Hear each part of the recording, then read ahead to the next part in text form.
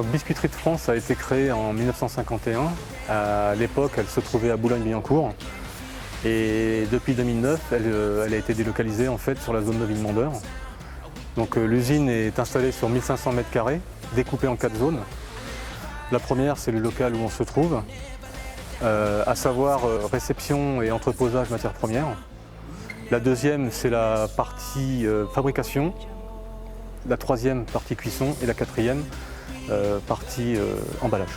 Donc pour fabriquer du pain d'épices, il nous faut des matières premières, à savoir de la farine de seigle. Donc notre farine de seigle, on l'entrepose, on la reçoit en vrac et on l'entrepose dans le silo que vous voyez ici, où il y a les poches qui pendent. On a besoin de miel que l'on reçoit, que l'on voit derrière. Et on a besoin de sucre pour fabriquer notre sirop. C'est du sucre de canne que l'on commande de Martinique et que l'on reçoit en big bag de 1 tonne 100 que vous voyez là-bas. Donc dans les différentes phases de fabrication de pain d'épices, on a la première qui consiste à fabriquer les pâtes mères. Donc ça, c'est le mélange de la farine et du miel et un peu de sirop. La farine arrive dans cette bascule, donc on pèse 150 kg à chaque fois que l'on fabrique un bac de pâtes mères. Et de l'autre côté, par rapport à ce que j'expliquais tout à l'heure, on a le sirop et le miel qui arrivent dans les tuyaux qui descendent par gravité. Donc quand le mélange est bien homogène, le contenu du pétrin, on le verse dans un bac et que l'on va identifier avec une étiquette, avec le jour calendaire, qui servira aussi de numéro de lot pour le bac de pâtes mères. Donc le bac, une fois rempli, on dépose une feuille de film alimentaire dessus, macro-perforée, pour protéger un petit peu des projections extérieures. Et on vient le stocker dans ce local.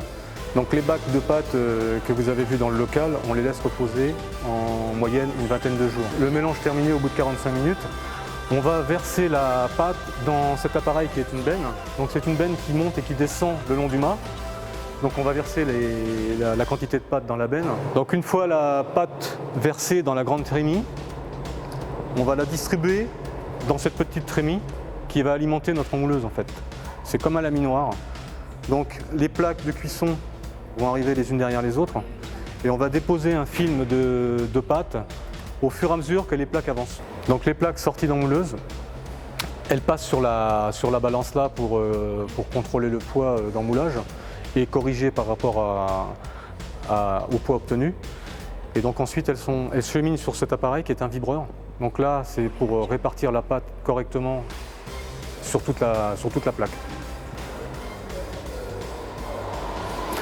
Les plaques qui arrivent en sortie de vibreur arrivent automatiquement sur la courbe. Elles arrivent sur l'élévateur là. Ici on a juste à les tirer. On les met en place par 3 pour les enfourner. On les chapeaute d'un couvercle. On fait ça pour limiter un peu la perte en eau, pour conserver un moelleux du pain d'épices. Et à partir de ce moment, on part en cuisson pour 1 heure et demie. Donc les plaques sorties de cuisson, on va les stocker dans les chariots et les laisser reposer, les laisser refroidir toute une nuit. Et ensuite, on récupère nos chariots, on pose nos plaques ici, sur cette machine. Et avec cette machine-là, on va couper des bandes, ce qui va déterminer les longueurs des pains. Donc les plaques sorties de la première scie, les bandes vont arriver dans cette machine. Ça, c'est un banc de scie alternatif. Donc là, on va déterminer les largeurs des pains. Donc les pains, une fois à l'état de bloc, comme vous voyez là, sont mis dans cette machine. Là, c'est pour les trancher. Tous nos pains d'épices sont vendus tranchés. Donc ensuite, ils sont acheminés dans l'emballeuse là. Derrière, on a le détecteur métaux, trieuse pondérale,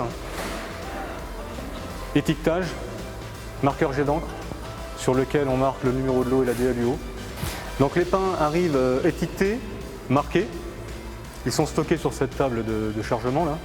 Ici, c'est la mise en carton manuelle, scotcheuse pour fermer les cartons et palettisation manuelle derrière. La palette terminée, elle est acheminée dans le local produit fini, filmée et prête pour le départ.